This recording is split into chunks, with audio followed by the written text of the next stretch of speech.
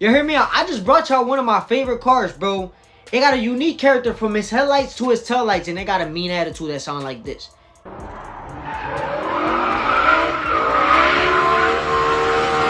The E60 M5 was under production between 2003 and 2010, and this was a big leap for BMW because they left the 3.6 and the 3.8 inline six behind. They left the 4.9 liter V8 that they used one time behind, right? And they hopped to this BMW Formula One project, right? 5.0 liter V10. Hence, the S85 B50, and it's like one of the best sounding engines in the M5. But before I get all this started, right? 20,548 of these M5s were made, right? 1,025 of those units were E61/wagon/touring.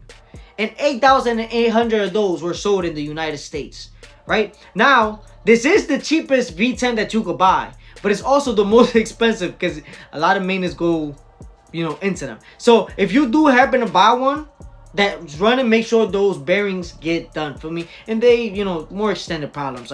But I mean, at the end of the day, it says it within the title. It's a Formula One engine, which was the E60 M5 stood out for its high rev and V10 inspired by BMW's Formula One program. While the US specs were restricted by a lot compared to many other specs, right? Like, let's say, for example, launch control. We was restricted to 1,500 RPMs, right? And then the rest of the world had a higher RPM at 4,500 RPM. Holy smokes, what a difference, right? The car features a sliding tachometer, right? I don't know if I'm saying this word correctly, right? But it featured a sliding tachometer, right? That would gradually increase the red line, starting off at like 6,500 RPM, right? And while it increasingly graduated in operating temperatures, it would increase all the way to 8,250 RPM. It sounds like this. S85 B50 producing around 500 horsepower and 520 Newton meters of torque, topping out at 155 miles per hour is limited and delimited 190 miles per hour, paired with a 7-speed SMG3, a sequential manual gearbox, a Formula One inspired single clutch automated manual design for 20% faster shift times.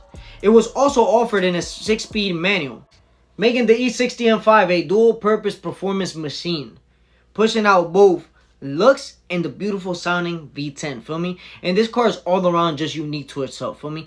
Me personally, I'm more of a fan of the sedan. Obviously, like, I'm not a fan of the touring, right? And I've always said it, like, I've always wanted one of these M5s, and I still do. For me, I still want one of these M5s.